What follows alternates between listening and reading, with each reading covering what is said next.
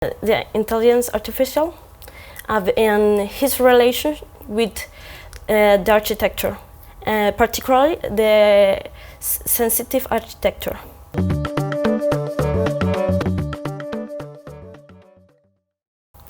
When we talk about the sensations and the architecture and the new technologies that are coming, we think first what is his relationship with us, the human, and the first things that we think about it's what makes us human, because it's the important thing on relation with the technology and all this artificial intelligence. In that case, the first approach that we have with the humanity is the emotions, because the emotions is the way that the body and the human body encouraged with the context, with his environment. So when we talk about emotions, we think that what mean emotions? The emotions are different at sensation, it's really close, but emotions, it's the chemical way that the body reacts to the external stimulus. So when you receive an stimulus, the body reacts physically and the brain reflects this stimulus. In the case of the architecture is the biggest stimulus. It's aesthetically, and we think that it's only form and structure, that is the way that the technology is seen now, but the aesthetic effect and how that reflects on our body and our sensation is important. So the architecture, it's that stimulus that make our body feel and make relation with the environment. It's the reflect between the architecture and the body.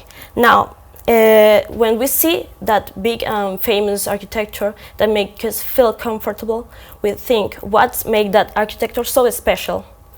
And the way that we look in that and research on our chemical and neuroscientific knowledge, we can see that the aesthetic aspect of the architecture how reflects on our brain and how that forms and waste compost can reflect on our body. Now, how can we scan that reflections that happen in our brain to use it for new architecture and don't lose that aesthetically and magical relation that is architecture. So how the artificial intelligence can detect emotions? We have a research of time with marketing and another subjects that have discovered some ways to scan it. And first step, we have the neurolinguistic programming that can scan the sensations for text and speech. That is really basic. It's just a recognition of language. After that, the research on brain can discover other ways to scan emotions with biometrics. The biometrics can scan the feelings, the sensation, the chemical things that happen in our body. About that, we have certain kind of ways to scan the emotion in our body. That is a tracking, G is R, that is the skin track. The facial expression that you can record in the people and for his movement in his face, know what is happening in his brain for his emotion. The EEG, that is the brain recognition, that we can scan the neurological reactions, and the ECG, that is the electrocardiogram scan for the heart activity. We can traduce it and analyze it for different subjects. And this case is a very particular case because it's graphical and it's scanned with EEG. The emotions by experience, in this case is a road, is a car marketing that you can road. In this case you can take a ride, and with this device that scans your brain activity, take your emotion, and the experience will change in case of your emotion. That's make different kinds of emotion by each people that have different feelings for his impression.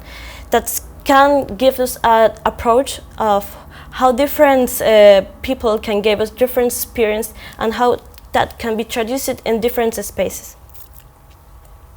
And how the intelligence artificial can be the mediator between architecture and emotion.